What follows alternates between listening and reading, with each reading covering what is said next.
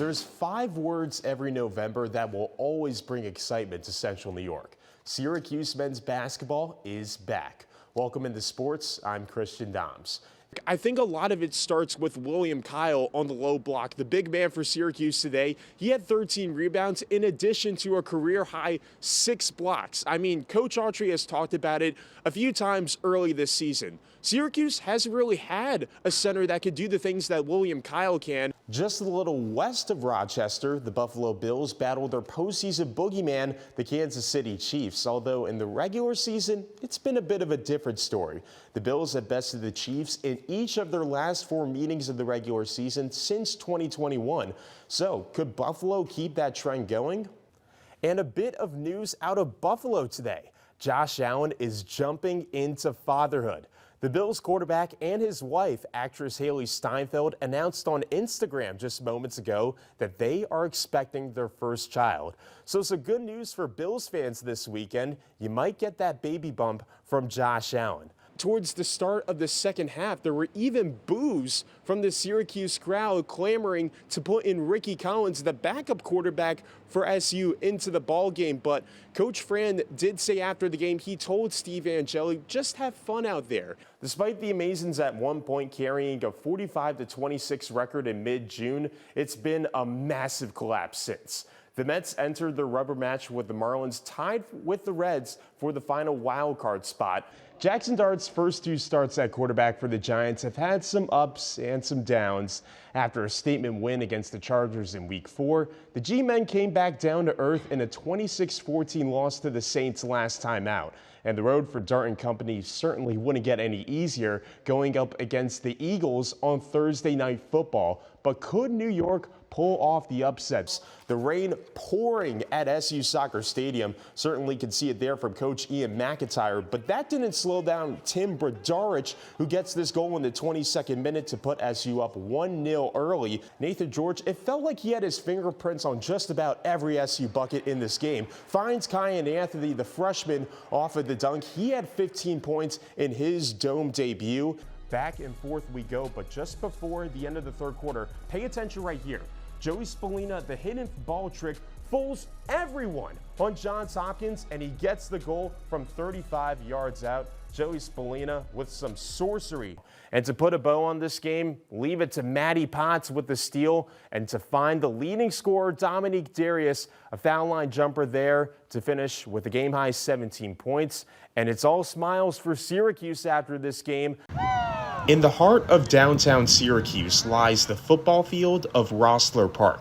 It's less than 100 yards long, and the lines aren't even numbered, but it's where the Institute of Technology Central football team has always practiced. It's not a full-length field, so we don't have the full length, we don't have the width, so sometimes spacing is an issue during games. We also don't have a field goal post, so we don't even practice field goals. ITC is the only high school in the Syracuse City School District without its own football field. The Eagles were supposed to get a brand new stadium at the beginning of the season, but plans have been waiting for approval from the New York State Board of Education for almost a year. You know, for me, it wasn't a big surprise because in Corcoran, we were supposed to have a new stadium by the time I graduated, and it actually came 2 years after I graduated, so I've seen this movie play out before. With no home turf, ITC plays its home games at PSLA at Fowler and Henniger High School. Eagles head coach Raekwon Pride Green says that presents a lot of challenges for his players. Like, our kids can't just walk out the back door onto a stadium, so it's hard for our kids to go home and get a ride back to another school. It's not like the other schools are within walking distance of our school. Every game, no matter if it says we're home or away, we always the away team. We got to always get on the bus to go play a game, and it kind of sucks. Despite no true home field advantage for ITC, that hasn't stopped the Eagles from starting out their season 6-1, making them one of the top teams in Class B. And here at Rossler Park, the team continues to work towards its ultimate goal, playing for a championship at the JMA Wireless Dome. It'd be a pretty big deal due to the fact that people don't really come to our games because, like, they don't know ever where we're playing at.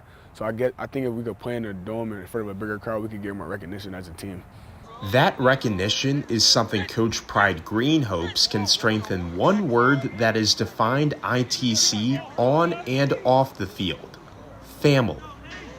Yeah, like everybody loves a winner. So if we continue to be successful, more people will want to support and more kids will want to come and be a part of it. We're a family internally, but the family can grow when they see the success. In Syracuse, Christian Dahms, NCC News. For more than a month, Syracuse men's basketball had waited patiently for the return of forward Donnie Freeman. And in today's ACC opener against Clemson, the sophomore did not disappoint. Freeman poured in a game-high 18 points, all of which came in the second half, but it wasn't enough for the Orange in a 64-61 loss to the Tigers. But despite the final result, SU head coach Adrian Autry is proud of the fight Freeman and the rest of his team showed. You got to have intensity if you want to have a chance, just to, to have a chance. You have to play that way. And, Donnie's always been that way. That's part of one of his, attributes is that he is, he plays with that passion, he plays with that energy. The one thing I can say about this group, the result wasn't what we wanted, but the fight was there. And, as a coach, as long as you have the fight, you know that you can improve on some things, and we can improve on some things that'll give yourselves a chance. But you got to have a fight. I mean, I'm as confident. I'm very confident in myself. So, I mean, some of the shots that I can make in my sleep weren't dropping early in the first half, so I kept shooting it. But I made a slight adjustment, a little more aggressive to the rim, trying to find easier runs. And once I seen a couple go through, it was a different game. While Freeman found a rhythm in the second half, the rest of Syracuse, not so much. The Orange shot just 40% from the field and turned the ball over 15 times. Two things that Coach Autry says has to change going forward. We want to be rhythm. We want to play a little bit more flower, freer, movement as far as with the ball. We got guards that are very good with the basketball, so they all can make stuff happen with the ball in their hands. So we got to get it to they got to be able to make plays quick.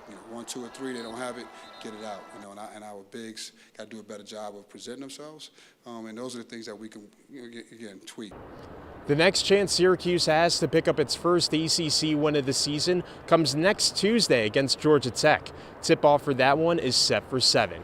Reporting from inside the JMA Wireless Dome, I'm Christian Dahms, Citrus TV.